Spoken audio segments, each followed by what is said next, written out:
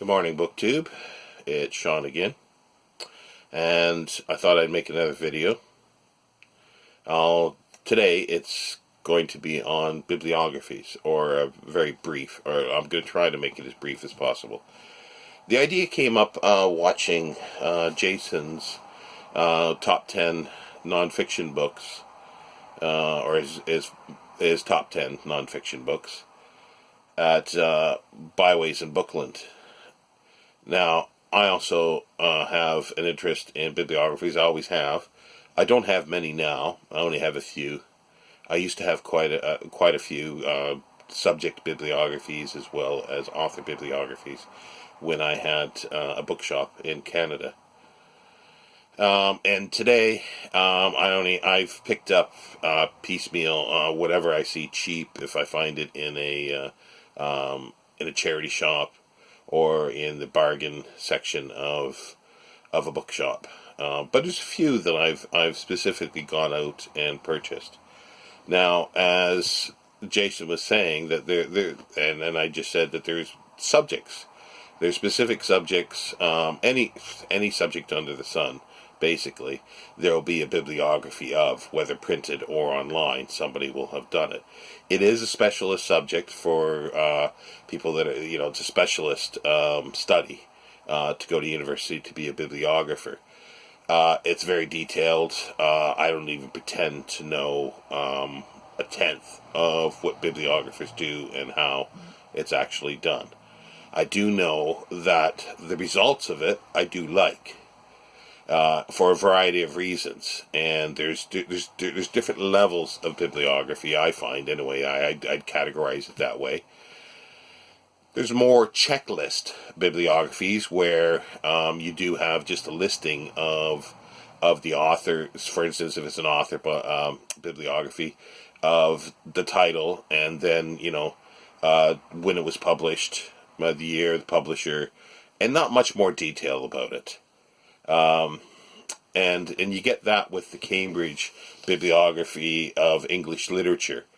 They've done 2 complete editions. I think they're 5 volumes each. I've got the second edition. I picked that up very cheaply.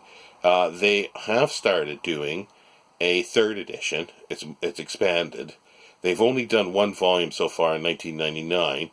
And it's volume 4, the 19th century, 1800 to 1900, and it is a massive volume. There's no page numbers really on it, but it's well over 1,000 pages. It's probably more like 1,500 pages. Now, it goes through subjects mostly, but also authors you can look up. But it's more of a checklist in that way. It'll give the date, but it also, like I say, it'll go through the subjects, which is very useful. And I have no illusions that it's not complete, because they'll throw in newspapers and some periodicals in here, listings, and I doubt very much that is complete. But it's a good jumping off point, which I have used to find something on a certain subject that I want that's written in the 19th century.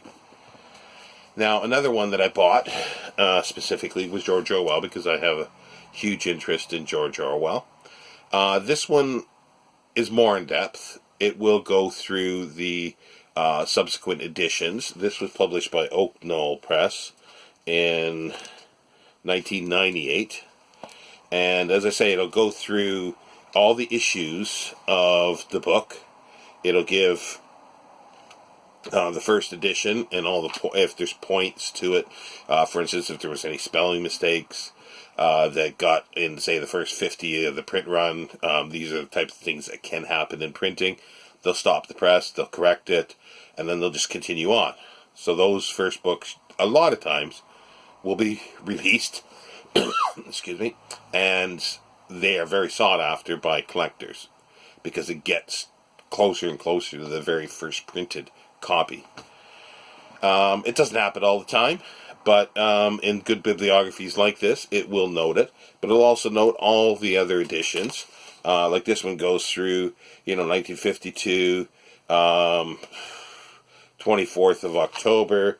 This is Animal Farm, Penguin Books, and it says 40,000 copies sold, 2 shillings and 0 pence.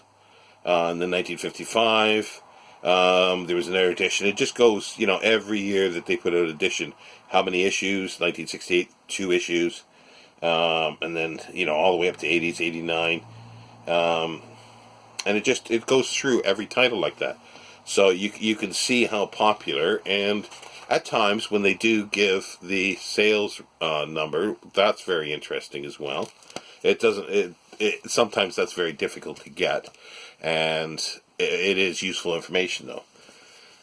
The bibliography that I did search out again for, because I had heard about it, and I was surprised at getting it so cheap, or at least I think it is, because of the quality that's done, the work that's been done for this.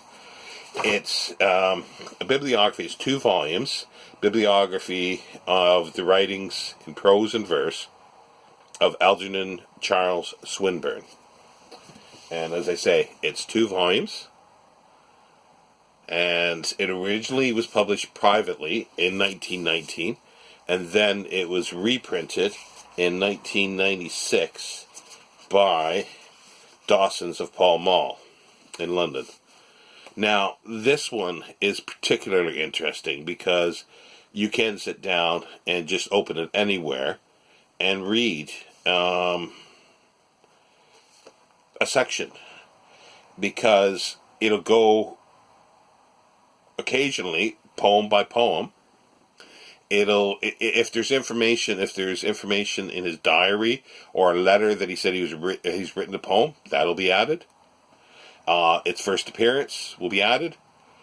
Its book form, it'll be added. Was there any changes? What were the changes? It'll go through all the minutiae of that type of thing, as well as even showing sometimes the changes, the differences in the printed, from printing to printing. Also, examples of facsimiles of writing. Now, there's quite a few in here for that. But yeah, it's just, it goes through every edition. It'll give, a lot of times, different title pages, because there might have been the mock-up title page. Oh, that's changed. And then it was printed, and then they wanted to change it again for the second edition. There'll be a facsimile of those title pages. So it's very, very in-depth. And again, because it was done in 1919, I suspect there's a lot of work that's been done now, and I'm sure there's a much more detailed bibliography of Swinburne. But again, a lot of these things, as I say, it's a specialist. It's a very specialist trade, and it takes years to become a bibliographer in this kind of way. So the books have a limited distribution, so therefore printed by usually university presses or very specialist press publishers, and they're very expensive in general. They're very expensive. They are moving to more, I'm sure, internet electronic versions, because they can be updated, changed very easily. But it's still, I don't know what information is incorrect in here, because I'm not an expert on Swinburne by any means. But I don't really need to know that for my usages.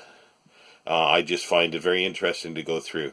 Now, that's sort of just a brief, 10-minute brief of bibliographies. There are a few other things I want to talk about that are related to bibliographies with regards to libraries, because without a bibliography and the system of categorization, it would be very difficult to have a library.